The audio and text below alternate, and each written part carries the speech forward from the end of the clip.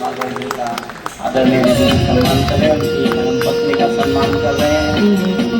उनके पुत्र से भी निवेदन है कृपया रेडी मंच पर आएँ, अगर यहाँ सभा में बैठे हैं तो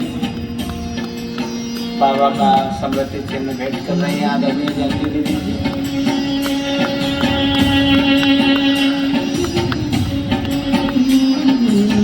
बाबा के लड़के टोली भेंट कर रहे हैं।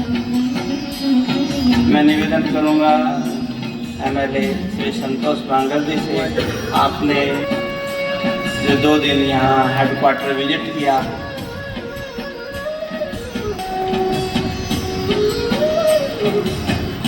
कुछ शब्दों में अपना अनुभव शेयर करेंगे। कुछ शब्दों में शेयर करेंगे। शांती मराठीमध्ये बोलतो, हिंदीमध्ये थोडंसं अवघड जातं मला। ते 16 वर्षापासून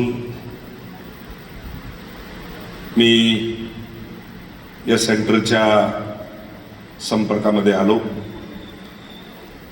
आमच्या हिंगोलीच्या बहिणजी, आमच्या अरुणा बहिणजी यांच्या संपर्कामध्ये असतो। जेव्हा जेव्हा मला वेळ भेटता तेव्हा तेव्हा त्या ठिकाणी त्या सेंटरला मी व्हिजिट देतो। पण आज गेल्या बऱ्याच दिवसापासून इच्छा होती की माऊंट आबूला यायचं, भेट द्यायची। मला वाटते की ती आज ईश्वरानं माझी पूर्ण केली। गेल्या 2 दिवसापासून या ठिकाणी ज्या ज्या ठिकाणी मी गेलो त्या त्या ठिकाणचा अनुभव एक थोडक्यामध्ये मी तुम्हाला सांगतो। मला तरी असं वाटतं की ज्याला शिवबाबा कळाले त्याला ब्रह्मबाबा कळाले, आणि ज्याला ब्रह्मबाबा कळाले त्याला शिवबाबा कळाले। मला असं वाटतं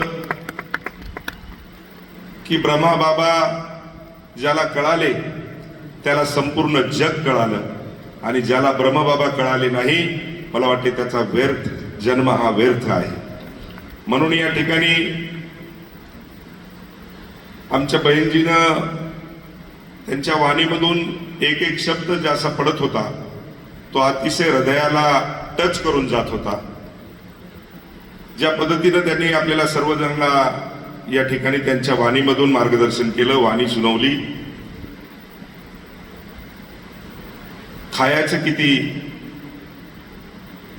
आराम किती करायचा हे मला वाटते की आपल्या सर्वजणांना सांगितलंय।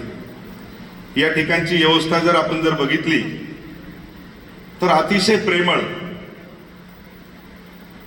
म्हणजे एक अंतःकरणातून ज्या ठिकाणी ज्या बहिणजीला बोललो, ज्या भाईजीला बोललो, अतिशय नम्रता, अतिशय प्रेमपणा आणि अतिशय अंतःकरणातून तुम्हाला सांगतो की बोलण्याची त्यांची इच्छा असते। बहिणजी सोबत मला वाटते वर सुद्धा आपण त्या ठिकाणी आम्ही काय ठिकाण माउंट आबू, पांडव भवन, त्याच्यानंतर मला वाटते सौर ऊर्जा, त्या ठिकाणी जगाच्या पाठीवरती मी अनेक राज्य या ठिकाणी तुम्हाला सांगतो की बाहेर गेलो, पण जगाच्या पाठीवरती अशी स्वच्छता मी कुठंच बघितली नाही। ध्यानात ठेवा, जेवणाचं जर बघितलं त्या ठिकाणी तर तुम्हाला सांगतो एवढं स्वच्छ, एक माशी किंवा एक कीटक सुद्धा त्या ठिकाणी दिसत नव्हतं, एवढं स्वच्छता। आणि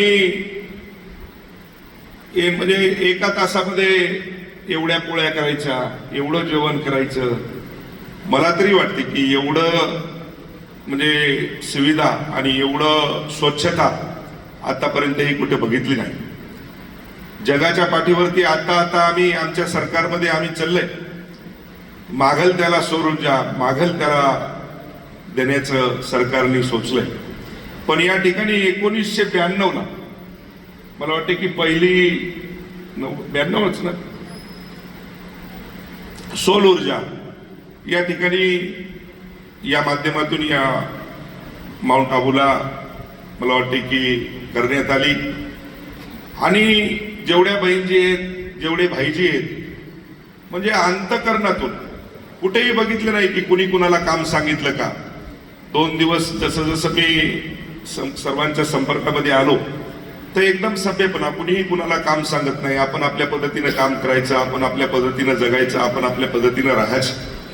आणि शिवबाबाच्या संपर्कामध्ये ब्रह्मा बाबाच्या जे मेडिटेशन आहे त्या पद्धतीनं मला वाटते की सकाळी 3 वाजल्यापासूनच या ठिकाणी सगळं चालू होतं.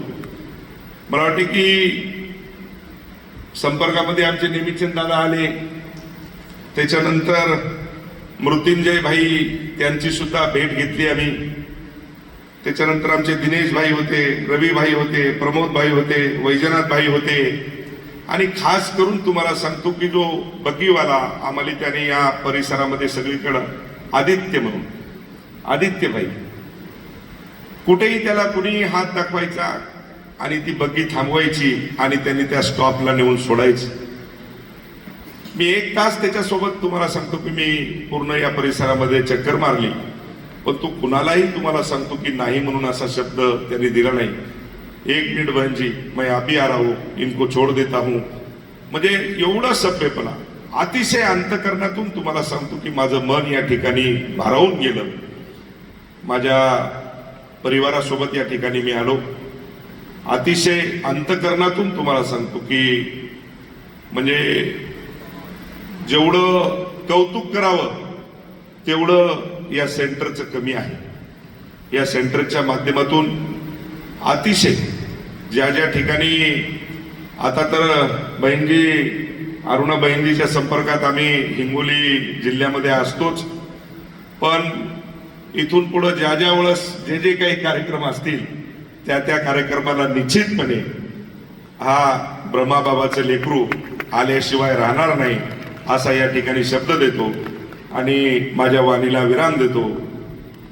ओम शांती.